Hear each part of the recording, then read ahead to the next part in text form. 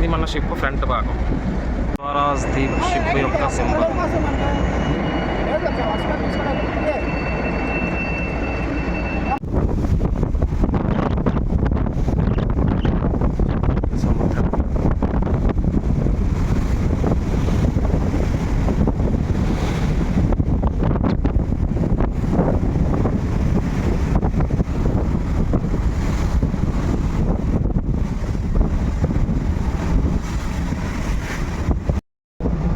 చూడొచ్చు సముద్రం, బోటు ఎంత కిందకి ఎంత పైకి వెళ్తుందో.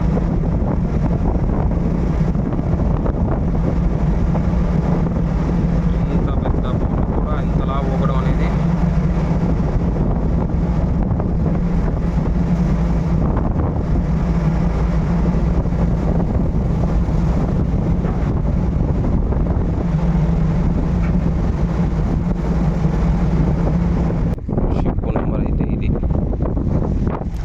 చూడొచ్చు.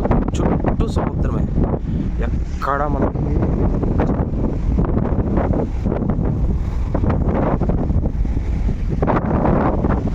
షిప్ ఎంత హైట్లో ఉన్నది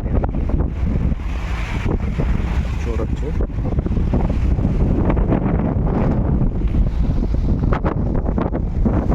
సూర్యోదయం మనకి ఈ వీక్ నుంచి అవుతుంది. సముద్రం మధ్యలో హెలిప్యాడ్ గ్రౌండ్ ఇది. ఇక్కడ మనకి హెలిప్యాడ్ అనేది దిగుతుంది. ఎందుకంటే మన మెయిన్ ఇంజిన్ వస్తుంది కదా. సూర్యోదయం కోసం మనం ఇప్పుడు వెయిట్ చేస్తున్నాము.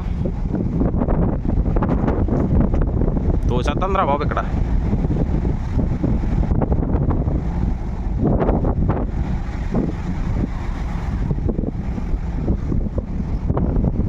యాంకర్ బోర్డు చూడండి ఎంత పెద్దగా ఉందో. షిప్ మొత్తాన్ని కూడా కంట్రోల్ చేసి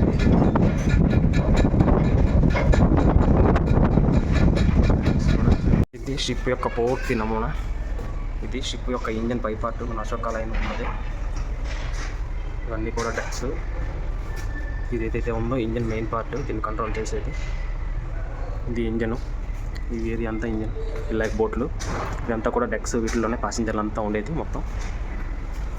ఇది మెయిన్ క్యాబిన్. ఇక్కడే డ్రైవర్లు ఉంటారు, షిప్ను కంట్రోల్ చేసేవాళ్ళు ఉంటారు. మొత్తం 9 డెక్కలతో ఉంది ఈ షిప్. షిప్ యొక్క బరువు వచ్చి 4701 టన్నులు. షిప్ మెయిన్ ఎంట్రన్స్ ఇది. మనం ఇక్కడికి వెళ్ళాం ఇందాక. ఇవన్నీ కూడా క్రేన్స్, షిప్లోనే లగేజ్లు ప్యాక్ చేయడానికి, తీసుకుని పెట్టడానికి. కింద ఉండేవన్నీ కూడా ట్యాంకులు అన్నీ కూడా.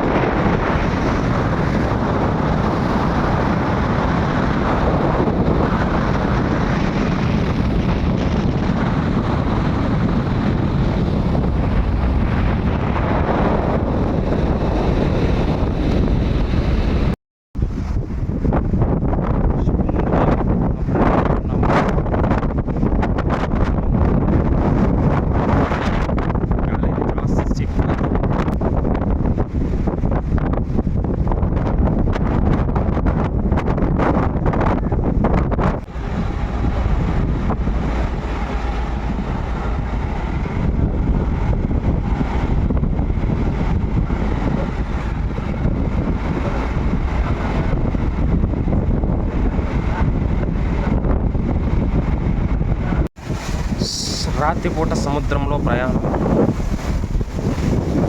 అలలు అయితే చాలా గట్టిగా ఉన్నాయి, పెద్ద పెద్ద కెరటాలు వస్తున్నాయి. ఇవన్నీ కూడా కంప్రెషన్లు.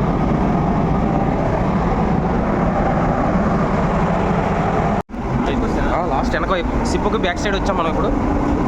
చూడండి ఎంత పెద్ద లావు తాళ్ళు ఉన్నాయి, ఎంత మోటార్లు ఉన్నాయో. అయితే మనకి ఫస్ట్ క్లాస్ వాళ్ళకి డీలక్స్ వాళ్ళకి ఏసీ రూమ్స్ ఇదంతా కూడా మొత్తం. ఇది సెపరేట్ మెస్.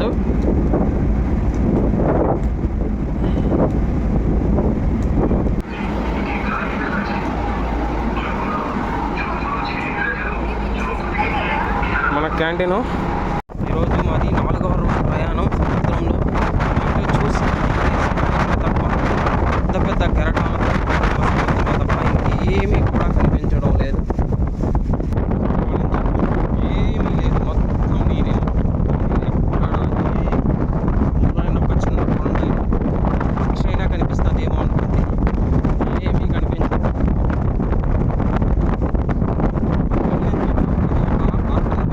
అయినా ఇది గాలి పోతుందంటే ఎంత స్పీడ్గా గాలి వేస్తుంది.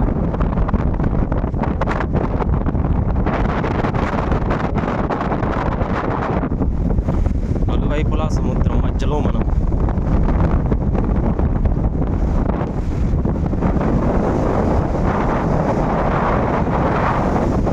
ఇక 4 రోజుల ప్రయాణం అనంతరం మనం విశాఖపట్నం తీరానికి అతి దగ్గరలో ఉన్నాము. మనకి చివరైతే ఒడ్డు కనిపించడం లేదు, కానీ సిగ్నల్ అయితే ఇప్పుడే వచ్చింది.